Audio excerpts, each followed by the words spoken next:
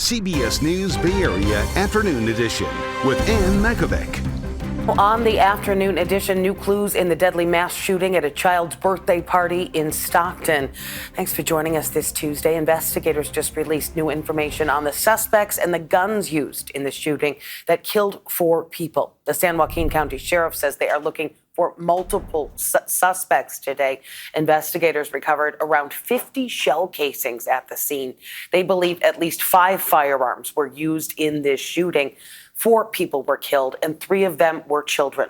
13 others hurt after gunfire broke out at a birthday party last month. The San Joaquin County Sheriff says they have a lot of evidence to go through to try to catch the suspects. The only information we're getting so far from the folks who were at the scene was that the people involved in this were dressed all in black and had face coverings.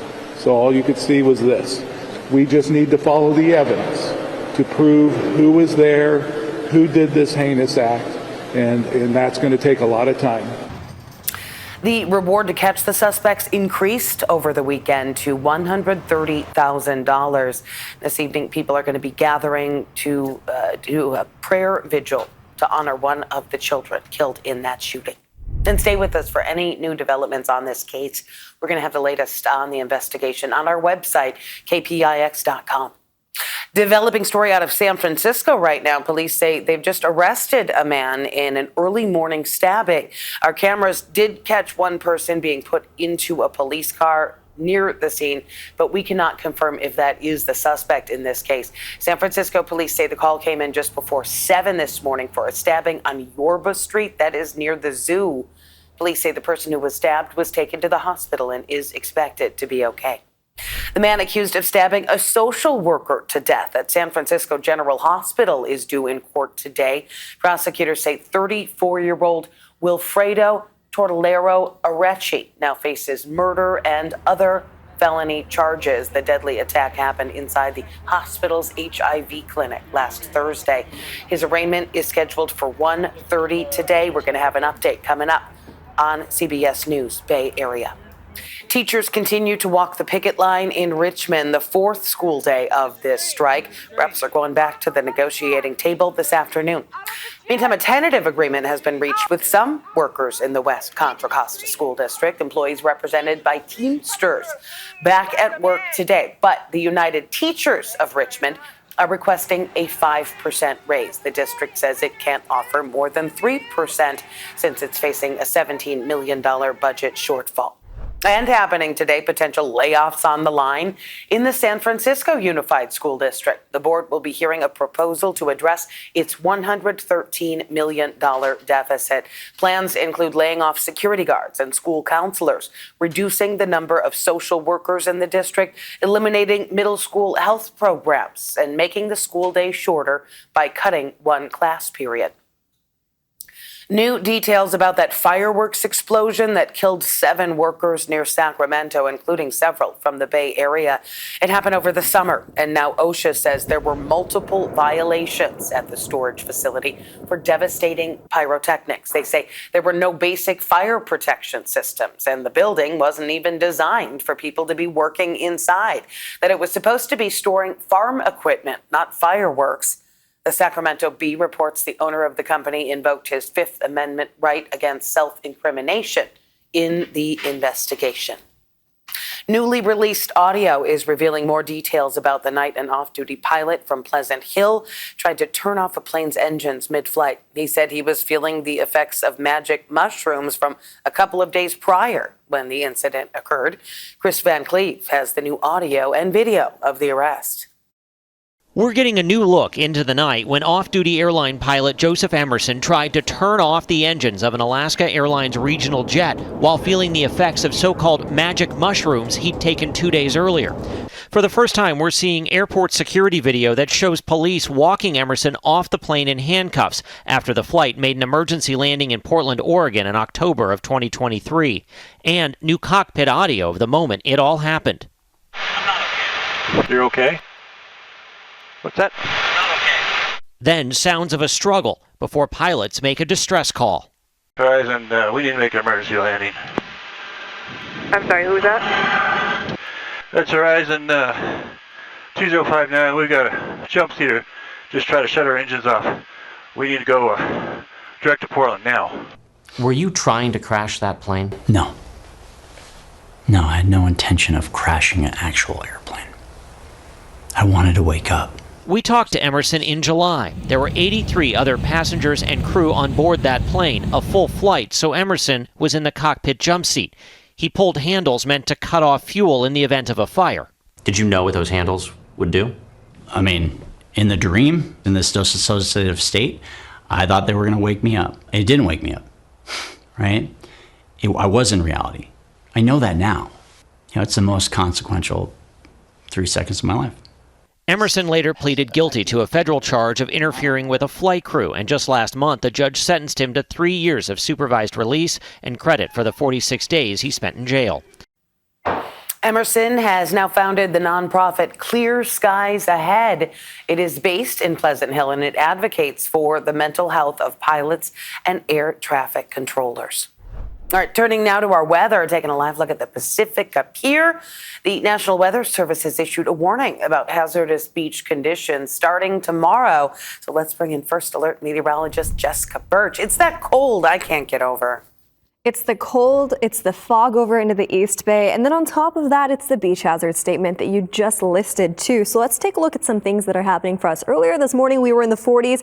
Daytime highs today are still in the 40s, all the way over into places like Antioch, 50s down into Livermore in the Tri-Valley area, 50s and 60s stretched all the way down into the Santa Clara Valley. As we head into this afternoon, what we're keeping a close eye on is that beach hazard statement as the waves start to get higher, and then on top of that, rip currents and sneaker waves start to become noticeable along our shoreline. We want to be very careful out there, especially with all this beautiful weather that we're noticing along our coastline with blue skies, clear conditions, and 60s in the forecast for us. This is the time of year where we actually are starting to see a little bit of a reverse. Some of our inland spots like the East Bay that usually heats up so much during the summertime months are holding on tight to weather well below average, temperatures well below average compared to our friends over into our coastal communities. We'll have more on this coming up in a bit and what the rest of the week will look like coming up too. But for now, back to you.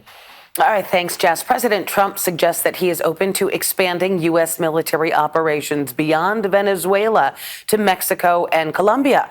That comes as fallout grows over the administration's operation targeting alleged drug boats off the coast of Venezuela. Congressional leaders expected to be briefed by Defense Secretary Pete Hegseth this afternoon. Democratic lawmakers are pressing for more information about the suspected drug boat strike on September 2nd. It killed 2 survivors of the initial attack. Lawmakers also want an unedited video to be released. President Trump now says it's up to Hegseth to make that call. Last week, the president said he was open to the release. So far, just a select group of lawmakers has seen the unedited footage. Whatever Hegseth wants to do is okay with me. Whatever they have, we'd certainly release, no problem. I think it's really important that people see what it looks like when the full force of the United States military is turned on 2 guys who are clinging to a piece of wood and about to go under. Secretary Hegseth has defended the strike, but has not committed to releasing the full video. He says it is still under review. Federal Reserve kicking off a 2-day meeting today, and all eyes on what could be the final rate cut of 2025. Most experts expect a 1/4 point cut tomorrow, which would lower rates for mortgages, credit cards, and other loans. The meeting is happening as the Supreme Court is considering a case that could affect the Fed. It challenges President Trump's firing of former FTC commissioner. Trump wants to force a large rate cut, though investors are worried that that would cause inflation to surge. We'll keep an eye on it. Still ahead here at noon and streaming on CBS News Bay Area. They've broken ground on the BART to Silicon Valley project, but how long is it actually going to take until those trains get rolling? We have a new look at the early progress. All these volunteers here at the food bank of Contra Costa and Solano busy sorting out food. The best thing you can do to help your community is give back by making a monetary donation to your food bank. Here, we're going to tell you about a special matching gift and how that is going to impact this community when we come back. Well, we are getting a look at some of the early progress of BART's expansion into Silicon Valley. It is one of the largest construction projects in the country. This is the beginning of a massive underground tunnel that will extend BART from the current end of the line in North San Jose through downtown and to Santa Clara. The price tag has ballooned over the years to $12.7 billion. The line isn't scheduled to be open for another 10 years.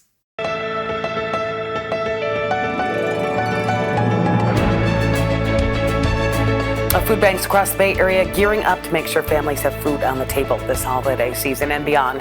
Veronica Macias live in Concord. She is at the Volunteer Center at the Food Bank of Contra Costa and Solano. How's it going, Veronica?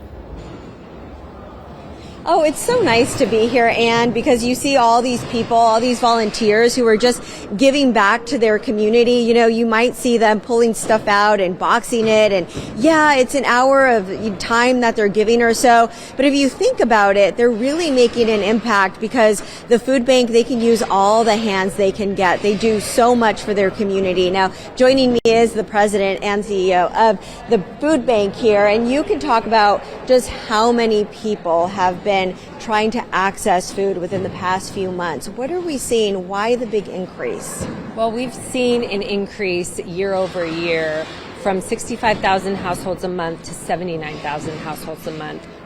Because of the government shutdown and the pause in SNAP benefits, we saw visits to our Need Food website go up by over 400%. So there is a critical need right now. Right. I think that's so cool because you put this out there for people. All they have to do is scan and then they can find the nearest pantry, nearest distribution site to get access. You were saying that sort of is lingering though, even though things have been restored. How are people still being impacted by the shakeup this past year? Well, it's something we never saw before. And when families go without being able to pay for groceries for an entire week, you don't just recover instantaneously.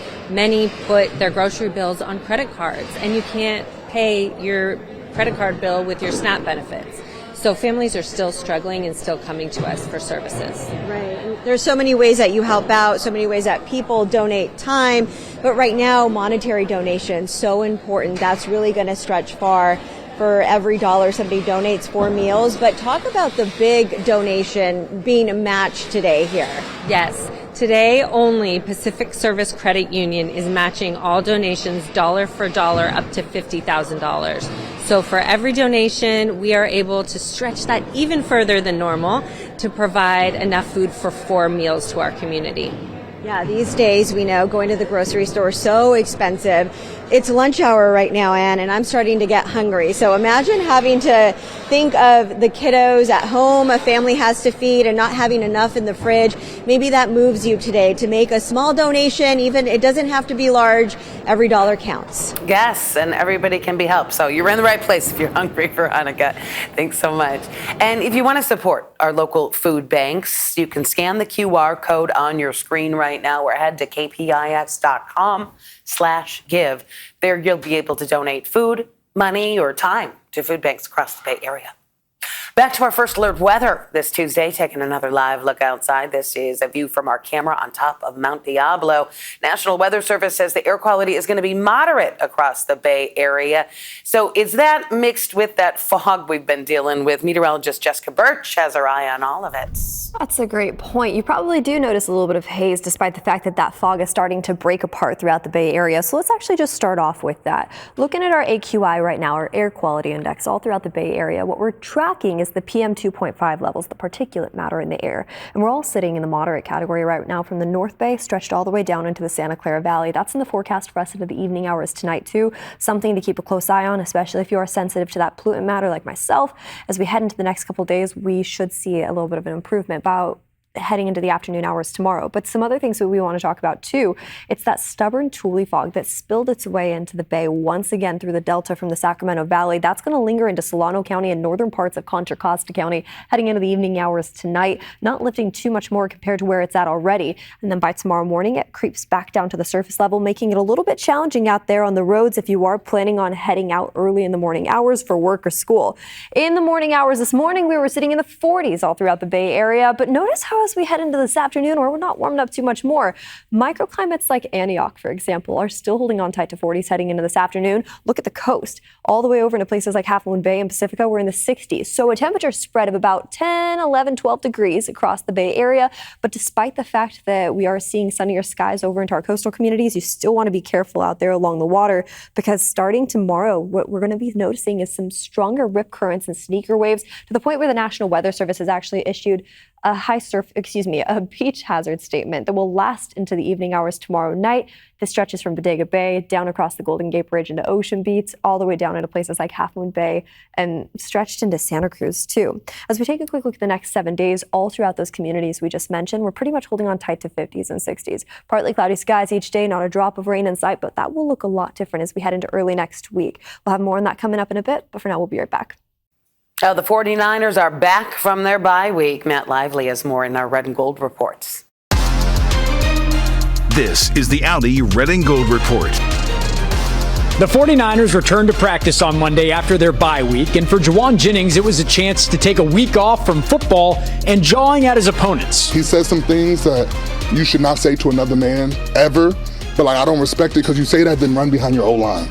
That's some real soft shit, and I want that known. I see exactly why they punched you nuts. I'm surprised nobody punched him in the jaw yet. I thought it was just a lot of talk, honestly. I think they wanted some attention. Clearly, a few members of the Browns didn't care for Jennings' trash talk in Week 13, but the Niners receiver isn't backing down. I do know it ain't that bad. That's what I do know. I'm going to just keep it to myself with what I said, but I know it wasn't that bad, and he knows that. It's funny, and so, I mean, if he sees me to smack me, maybe I'll find out that day. The line for trash talk in the NFL seems to be viewed differently for everyone. Talk about someone's like family, I guess, or like personally attack them. But I mean, football is football. People are gonna trash talk. People trash talk at the rec playing 5v5 basketball. No, I actually don't talk. Like, I actually be smiling and stuff out there. For the Red and Gold Report, I'm Matt Lively.